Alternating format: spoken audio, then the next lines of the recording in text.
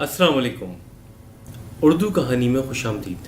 بچوں، آج ہم آپ کو جو کہانی سنانے جا رہے ہیں وہ کوئی کہانی نہیں بلکہ سچا واقعہ کربلا ہے۔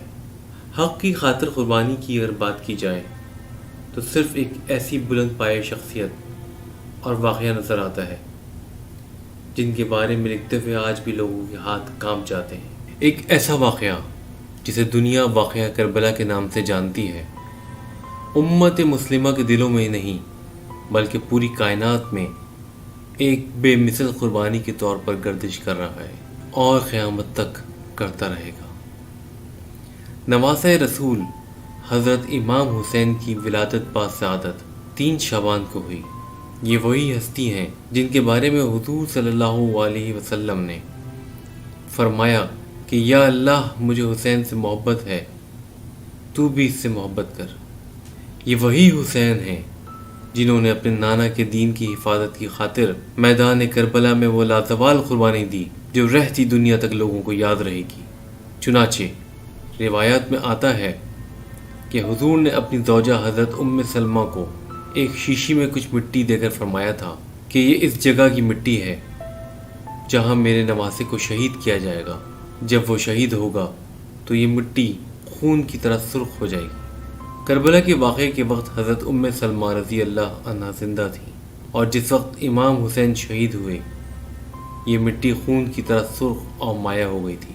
میدان کربلا میں حضرت امام حسین نے 72 ساتھیوں کے ساتھ کائنات کی عظیم ترین ہستی نبی کریم صلی اللہ علیہ وسلم کے دین کو بچایا۔ ایک جانب 72 جانصاران اور دوسرے جانب لاکھوں کا لشکر۔ سلطنت یا حکومت حضرت امام حسین کا مقصد نہیں تھا۔ اگر آپ کا یہی مقصد ہوتا تو آپ صرف 72 ساتھیوں کے ہمراہ کوفے کا رخ نہ کرتے۔ کیا اہل مکہ نواسۂ رسول صلی اللہ علیہ وسلم حسین کی لبیک پر یزید کی سرکوبی کے لیے تیار نہ ہوتے؟ لیکن امام عالی مقام حسین کا مقصد دنیاوی حکومت کرنا نہیں تھا بلکہ ان کا مقصد حیات ہی اپنے نانا حضور صلی اللہ علیہ وسلم کا دین بچانا تھا۔ توہین رسالت کرنے والے شخص ملعون یزید کو یہ بتانا مقصود تھا کہ دین اسلام پر جانثار کرنے والے سر کیسے ہوتے ہیں۔ عاشورہ کی صبح دونوں طرف کی فوجیں صبح کی نماز کے بعد نبرد آزمائی کے لیے تیار ہوئیں اور جنگ شروع ہونے سے پہلے حضرت امام حسین اور بریر نے دشمن کی فوج کو واضح نصیحت کی۔ حضرت امام حسین نے اپنے ساتھیوں کو جنگ شروع کرنے سے اجتناب کرنے کی نصیحت کی۔ پہلا تیر عمر سعد نے حضرت امام حسین کی فوج کی طرف پھینکا۔ شروع میں حملے گروہ کی شکل میں کیے گئے جن میں حضرت امام حسین کے ساتھی شہید ہوئے۔ اس کے بعد حضرت امام حسین کے ساتھی ایک ایک ہو کر میدان میں جاتے اور جام شہادت نوش کرتے چلے گئے۔ ظہر کے وقت حضرت امام حسین نے ظہر کی نماز پڑھنے کا ارادہ کیا تو زہیر بن خین اور سعید بن عبداللہ حنفی امام اور ان کے ساتھیوں کے محافظ بنے اور سعید بن عبداللہ نے جام شہادت نوش کیا۔ بنی ہاشم میں پہلے شہید علی اکبر تھے اور ابو الفضل عباس کی ذمہ داری خیموں میں پانی لانا تھا، لیکن وہ فرات پر موجود پہرے داروں سے جنگ کرتے ہوئے شہید ہوئے۔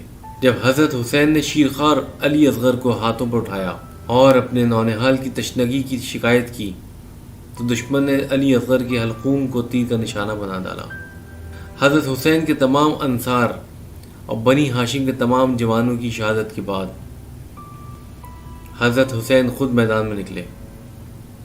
دشمن کی فوج نے حضرت حسین کو تیروں کی زد پر لے لیا۔ شمر اور اس کی فوج نے امام حسین پر حملہ کیا اور شہید کر دیا۔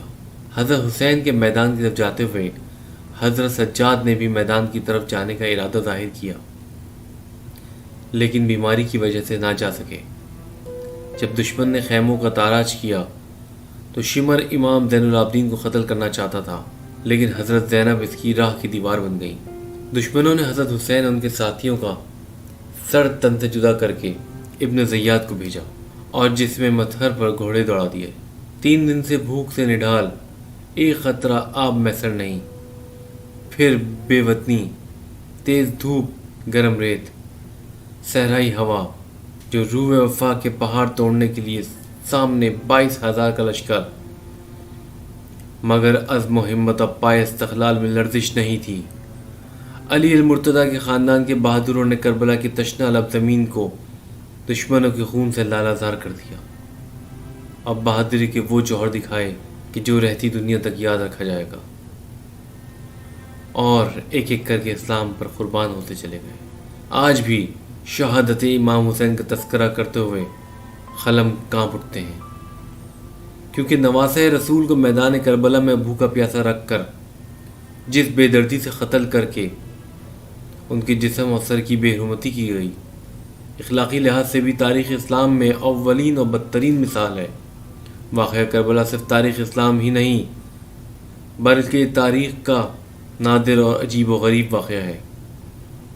دنیا میں یہی ایک ایسا واقعہ ہے جس سے عالم کی تمام چیزیں متاثر ہوئیں۔ آسمان، زمین، شمس و قمر، حتیٰ کہ خود خداوند عالم متاثر ہوا۔ اس کا تاثر شفق کی سرخی ہے جو واقعہ کربلا کے بعد سے افق آسمانی پر ظاہر ہونے لگی۔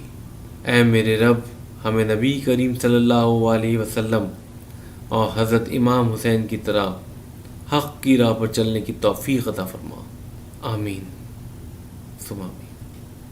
حضرت امام حسین کے مزید واقعات سننے کے لیے ہمارا چینل سبسکرائب